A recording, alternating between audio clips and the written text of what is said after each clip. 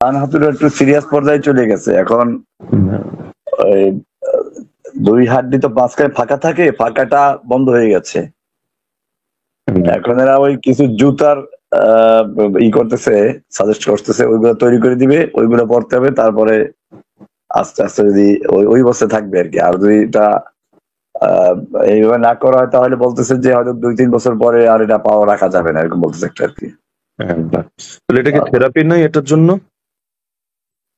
এরা তো বলতেছে কোন থেরাপি নেবে না, এরা ওই জুতার ই করতেছে, জুতার সাথে জানি কেমনি কি বানাই দিবে, নতুন জুতা রাখবে, তো বলো ওই জুতাটা পরলে আর এটা বাড়বে না, এই অবস্থা থাকবে। এটা আর ভালো করার কষ্ট আগের থেকেই ছিল, এর তো অনেক আগের থেকে আস্তে আস্তে আস্তে আস্তে এই পর্যায়ে চলে আসছে। আমাকে ওই ভিতর থেকে এক ডাক্তার বলছিলেন যে এটা যদি শুরু থেকে চিকিৎসা করানো হয় তো এটা ভালো হয়ে যেত, কিন্তু যে অবস্থা যাচ্ছে কিন্তু পরে কিন্তু বড় ক্ষতি হয়ে যাবে।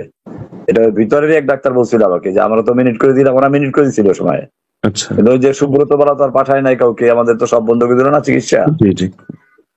তো এরপরে ওই ডাক্তার বললো যে এটা চেষ্টা করে জামিন চলে যাওয়ার জন্য, নাহলে কিন্তু পাওয়াটা ক্ষতিগ্রস্ত হয়ে যাবে, তো সে আগেই বলছিল। এখন ওই ডাক্তার সে একই কথা বললো। আর আমি এক্সরে দিয়ে দেখছি নিজেও যে ওই বাম পাটা যেরকম ফাঁকা আছে দুই হাড্ডির মাঝখানে, ডান পায়ে ওইটা নাই। আচ্ছা, অন্যান্য গুলো আছে, ওগুলো পরীক্ষা নিরীক্ষা চলতেছে, ওই যে লিভারে কিছু সমস্যা ছিল, পরীক্ষা দিচ্ছে, এখন পরীক্ষার ফলাফলটা এখনো আসে নাই।